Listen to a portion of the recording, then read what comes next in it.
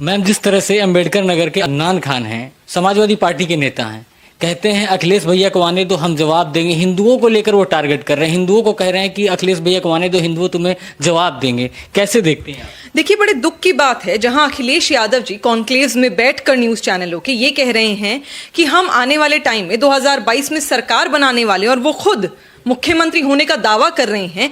वहीं पर उनके ये नेता जो कि बूथ के अध्यक्ष होते हैं, विधानसभा के चुनाव के अध्यक्ष होते हैं उस एरिया के, और ये कहते हैं कि हिंदुओं हम तुम्हें देख लेंगे। इस बात का क्या मतलब निकलता है? आप क्या कहना चाहते हैं? आप डरा रहे हैं अखिलेश को आने दीजिए तो हम देख लेंगे, इसका मतलब क्या है? कहीं ना कहीं आपने अपनी ही बात में साबित कर दिया कि इस समय जब योगी आदित्यनाथ जी की सरकार है, भारतीय जनता पार्टी की सरकार है, तब हिंदू सुरक्षित हैं, हर व्यक्ति सुरक्षित है। और जैसे ही आपकी सरकार आ जाएगी वैसे ही आप रौंद देंगे हिंदुओं को, जैसे कि आपने पहले किया। फिर आप कहते हैं कि अपीजमेंट की राजनीति नहीं करनी चाहिए, यहां पर तुष्टीकरण की राजनीति तो आप कर रहे हैं। इस बात को कहने में ही कहीं ना कहीं आपने दिखा दिया कि आपकी पार्टी जिस तरह पहले थी गुंडों की पार्टी, गुंडों की राजनीति करते थे, आज भी आप वही कर रहे हैं। कोई अंतर नहीं आया आपकी सोच में, कोई बदलाव नहीं आया है। अगर बदलाव आया होता तो जनता फिर सोच लेती, पर आपने जो आपकी काली करतूतें हैं, जो आपकी सोच है, जो आपकी जहनियत है, वो आपने जनता के सामने बखूबी रख दी इस बयान के बाद। और ना ही अखिलेश यादव जी ने इस बयान का कोई खंडन किया है।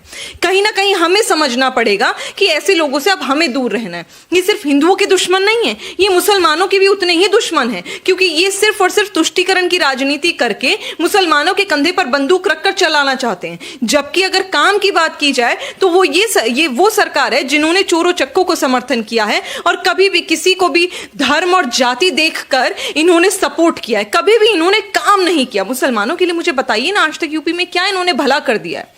भारतीय जनता पार्टी एक ऐसी सरकार है, निष्पक्ष सरकार है, जो हिंदू हो, मुसलमान हो, सिख हो, ईसाई हो, सबके लिए काम कर रही है, सबको एक तरीके से आगे बढ़ा रही है, सबके लिए पॉलिसीज बढ़ा रही है। और यहां जब हर चौराहे पर पुलिस है ना, तो वो पुलिस आपका धर्म पूछकर आपकी बेटी को सुरक्षित महसूस नहीं कराती। मैं मुसलमान हूं, मैं जाती हूं, मुझे जितना सुरक्षित आज उत्तर प्रदेश में लगता है, इतना कभी अखिलेश जी की सरकार में नहीं लगा करता था।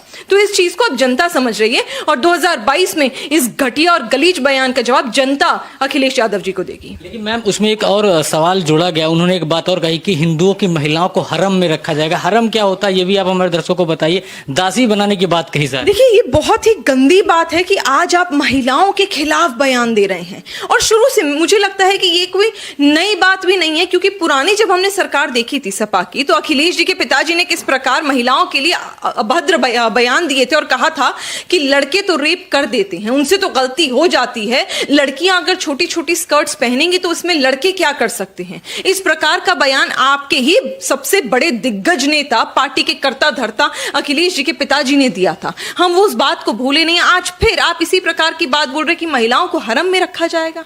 आप क्या कहना चाहते हैं? आपने हिंदुओं की महिलाओं को, उत्तर प्रदेश की महिलाओं को समझ क्या रखा है? आपने अपनी जागीर समझ रखा है कि जैसे ही आप सत्ता में आएंगे तो महिलाओं को लेकर, ये तो वो खिलजी का जमाना होता था कि वहां पर हमला करने के बाद महिलाओं को अपने हरम में ले लिया जाता था, उनको उनकी इज्जत पर आंच आती थी, उनको उठाकर उनके साथ न जाने कितने गंदे और गलीज काम होते थे। तो क्या आप क्या कहना चाहते हैं? आप खिलजियों के अलाउद्दीन खिलजी हो गए, बाबर हो गए, उनकी सोच को आगे बढ़ाना चाहते हैं।